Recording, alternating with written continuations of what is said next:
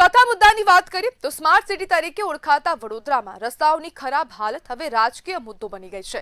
Ward number 12માં કોંગ્રેસના એક કાર્યકરે તંત્ર સામે ગાંધીગીરીના અંદાજમાં અનોખો વિરોધ નોંધાવ્યો। સારો રસ્તો શોધો અને ₹1000 જીતોના નામે જાહેર પડકાર આપીને શહેરમાં ચર્ચા જગાવી છે। કાર પર તૂટેલા રસ્તા, ખુલ્લી ગટરના ઢાંકણા અને થીગડા મારેલા રસ્તાઓના ફોટા સાથે બેનરો લગાવી કાર્યકરે વિરોધ કર્યો। કાર્યકરે કટાક્ષ કર્યો કે હોદ્દેદારો પર એટલો અતૂટ વિશ્વાસ છે કે મારે આ ઇનામ કોઈને આપવું જ નહીં પડે।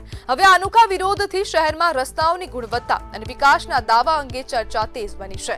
હવે જોવાનું એ રહેશે કે મ્યુનિસિપલ તંત્ર આ પડકારને કેવી રીતે સ્વીકારે છે અને રસ્તા સુધારા અંગે શું પગલાં લેશે, કારણ કે વિપક્ષ દ્વારા હવે ફરીથી અવાજ ઉઠાવવામાં આવ્યો છે અને વિપક્ષનું કહેવું છે, ખાસ કરીને કોંગ્રેસનું કહેવું છે કે હવે રસ્તાઓ પર ખૂબ ખાડા જોવા મળે છે। વડોદરામાં હવે ખાડા રાજ હવે ચાલતું હોય તેવું લાગી રહ્યું છે અને તેને જ લઈને કોંગ્રેસના કાર્યકર્તા દ્વારા વિરોધ કરાયો છે। વોર્ડ નંબર 12ના પ્રમુખ દ્વારા આ વિરોધ કરવામાં આવી રહ્યો છે અને સતત હવે તંત્રની આંખ ખોલવાનો પ્રયાસ કરાઈ રહ્યો છે। તેમને ગાંધીગીરીના માર્ગ પર એક આ વિરોધ નોંધાવ્યો છે। પોતાની ગાડીમાં પાછળ જે ખાડા પડેલા જે રસ્તા છે અથવા તો જે ખુલ્લી ગટરના ઢાંકણા છે તેને લઈને પણ તેમને આ પોસ્ટરો લગાવ્યા છે અને બેનરો પોતાની કારમાં લગાવ્યા છે અને તેને લઈને હવે વિરોધ કરી રહ્યો છે, વિરોધ કરવામાં આવી રહ્યો છે ને જે તંત્ર હવે પોતાની આંખ ખોલે તેવી આશા પણ વ્યક્ત કરાઈ છે।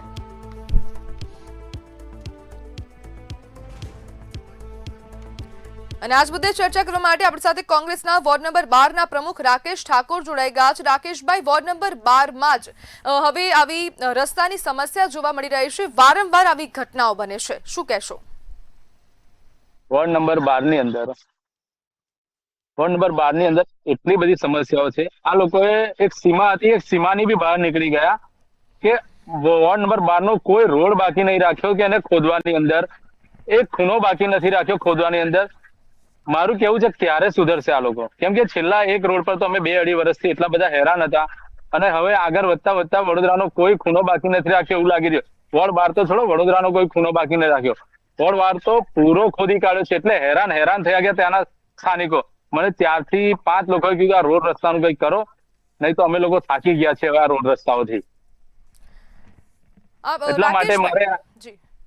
એટલા માટે મારે ના છૂટકે કંટાળીને મારા જે લોકો હતા લોકલ લોકો એમને મેં સજેશન લીધા, એમની જોડે બધાને પૂછ્યું, પ્રશ્ન એમના સમસ્યાઓ પૂછી કે અમારા જે ઉંમરવાળા લોકો એમને રોડ રસ્તાથી એટલા હેરાન હતા કે એમને કમરના હાડકાની એની બધી બીમારીઓ હતી, આ લોકો રોડ રસ્તા પરથી કંટાળી જતા। એટલે એક ભાઈ મારે કોર્પોરેશનને જગાડવા માટે મારા જે ચૂંટાયેલી પાંખના પ્રતિનિધિઓ હતા એમાં 2 સિનિયર હતા, એ લોકો બી ધ્યાન ના આપ્યું। વોર્ડ પર નવાને તો કઈ ખબર નથી પડતી, પણ સિનિયર હતા એમને બી કઈ ધ્યાન ના આપ્યું। એટલે વોર્ડની હાલત દિવસે દિવસે ખરાબ થઈ ગઈ।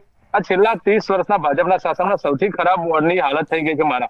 એટલે મારે ના છૂટકે એક બોર્ડ લગાવવું પડ્યું મારી ગાડી પર। બોર્ડ લગાવવામાં મારે એવું કહેવું પડ્યું કે તમે 1 થી 1.5 કિલોમીટર વોર્ડ નંબર 12 ની અંદર 1 થી 1.5 કિલોમીટર સારો સ્મૂથલી રસ્તો લાવો અને ઇનામ લઈ જાઓ ₹1000 મને 2 દિવસ થયા। રાકેશભાઈ, આપે જે પ્રમાણે વિરોધ કર્યો છે ને સ્થાનિકો પણ આપને કહી રહ્યા છે કે હવે આ રસ્તાનું કંઈક કરો, તો સવાલ અહીંયા એ ઉભો થાય કે વારંવાર વિપક્ષ દ્વારા વિરોધ કરાઈ રહ્યો છે, તો શું હવે શાસક પક્ષ આ વિરોધને ધ્યાનમાં લે છે ખરા? શાસક પક્ષને કઈ નહીં, ખાલી મોદીજીના નામ પર વોટ લેવા માટે આવે છે 5 વર્ષે અને પછી વોટ લઈને જતું રહે, પછી જનતાને એમને રામ ભરોસે મૂકી દે છે। એટલે જનતાની બી ભૂલ છે, જનતા સામે સવાલ નથી કરતી। મેં વોર્ડ નંબર 12 ની જનતાને બી કહેવા માંગુ છું, તમે ચૂંટેલા પ્રતિનિધિઓ છે એમને સવાલ કરો તો તમારે આ સમસ્યાનું નિવારણ, અમે તો તમારી સાથે છે જ, પણ તમે બી સવાલ કરો આ ચૂંટેલા પ્રતિનિધિઓને તો એમની આંખ ઉઘડે અને અધિકારીઓની બી આંખ ઉઘડે, તો તમારે આવા પોસ્ટરો લગાવવા ના પડે। મને ખ્યાલ છે ત્યાં સુધી આ 2 દિવસ છે મને કોઈનો ફોન નથી આવ્યો ₹1000 લેવા માટે। એટલે મને એટલો વડોદરા મ્યુનિસિપાલિટી કોર્પોરેશન અને વોર્ડ નંબર 12 ના અધિકારીઓ પર ભરોસો થઈ ગયો છે કે એ લોકોએ 100% કામકાજની અંદર કઈ કાચું જ કાપે છે। એટલે આ ઇનામ મારે કોઈને, મને ₹1000 નુકસાન થવાનું નથી। રાકેશભાઈ, આપે તંત્રના અધિકારીને જાણ કરી છે કે આવી સમસ્યા છે? 100% અધિકારીઓને જાણ જ છે, એમને કહેવા જેવું જ નથી। તમે અમારા વિસ્તારમાં જે લોકો ફરે છે એમને ખબર છે કે રોડ રસ્તાની હાલત કેટલી ખરાબ છે। એક રોડ 2 વર્ષથી બંધ છે, વન સાઈડ નો જે 4 થી 5 કિલોમીટર લાંબો પટ્ટો છે અમારો, એ 1.5 વર્ષથી બંધ થઈ ગયો અને બીજો આગળ બી હવે બીજો 1.5 કિલોમીટર રસ્તો છે એ બી બંધ કરી રહ્યા છે। એટલે આખા વોર્ડની અંદર આવું ખોદકામ જ ચાલે છે, બીજું કઈ ચાલતું નથી। જ્યાં ત્યાં ખાડા છે, જ્યાં ત્યાં ભૂવા પડે, ભૂવાની બી નવા નથી અમારે ત્યાં। 7 થી 8 કરોડ રૂપિયા ભુવાના પુરાણમાં લઈ લીધા છે અમારા વોર્ડની અંદર। એટલે એ બી તંત્રએ 7 થી 8 કરોડ એટલે એક રોડ બની જાય નવો, જી એવા ને એવા બજેટો છે આ લોકોના. રાકેશભાઈ, હવે વડોદરાની જનતાને શું જાગવાનો સમય આવી ગયો છે? 100% વડોદરાની જનતાએ જાગવાનો છે કે વડોદરા નામ છે, સર સયાજી રાવે સરસ નામ આપ્યું હતું. આ શાસકોએ એને ખડોદરા નામ આપી દીધું. અત્યારે તમે વડોદરામાં આવો તો તમે આવશો તો તમને હાલત ખબર, જ્યાં તેઓ વડોદરામાં જ્યાંથી એન્ટ્રી કરશો ત્યાંથી તમને પેચવર્ક વાળા રોડ, ખાડા વાળા રોડ, જ્યાં ત્યાં ગટારોના ખાડા પડેલા છે. અમારે જ્યાં 2 થી 3 તો અકસ્માત થયા, જે ગટરમાં ખાડામાં પડવાથી મૃત્યુ થયા, તો બી આ તંત્ર જાગતું નથી.